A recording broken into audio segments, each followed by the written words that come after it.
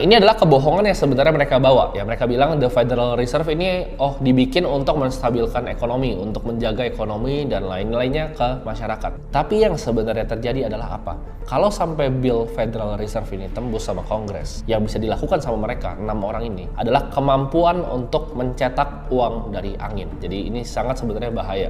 Gak cuma mencetak uang dari angin, tapi meminjamkannya ke pemerintahan Amerika dengan mendapatkan bahkan bunga lagi. Ini sebuah sistem yang menurut gue pribadi itu bisa membuat ketidakstabilan sosial yang sangat tinggi, bisa bikin ekonomi itu dibikin roller coaster. Mereka bisa kapan maupun mereka mau, mereka merubah keputusan mereka untuk market itu turun, untuk market itu naik, untuk ngeprint uang. Jadi semuanya itu mereka yang kontrol dunia ini. Dimana kalau kita perhatiin setiap krisis, orang miskin akan makin miskin dan orang kaya akan makin kaya. Ini akan membuat kesenjangan sosial yang tinggi di semua bagian dari dunia. Dan bill ini dinamakan Federal Reserve Act di tahun 1913. Jadi mereka berhasil menipu publik dengan cara yang sangat pintar. Jadi ini caranya mereka. Mereka bilang ya, mereka sebar di banker-bankernya bahwa banker itu ngelawan untuk bikin Federal Reserve ini. Jadi semua bank-bank besar di Amerika ngelawan, bilang, oh kalau ada bank sentral nanti kita semua mati. Nah, jadi publik kan sebenarnya publik benci sama para banker kan. Publik benci dengan orang kaya. Jadi publik mikir gini, kalau misalnya para banker ini benci sama Federal Reserve ini, mereka pikir, oh ini berarti ini hal yang baik, karena banker yang jahat ini benci ini. Jadi Federal Reserve adalah hal yang baik dan akhirnya billnya tembus di Kongres. Jadi mereka pinter banget. Padahal itu semua teman-temannya mereka. Mereka yang orchestrate untuk bikin PR seperti itu di publik. Federal Reserve ya, atau the Fed sampai hari ini adalah entitas paling berkuasa di Amerika. Ini sebenarnya kalian banyak yang salah. Banyak kira Federal Reserve itu satu dengan pemerintahan. Enggak. The Fed ini adalah independent agency.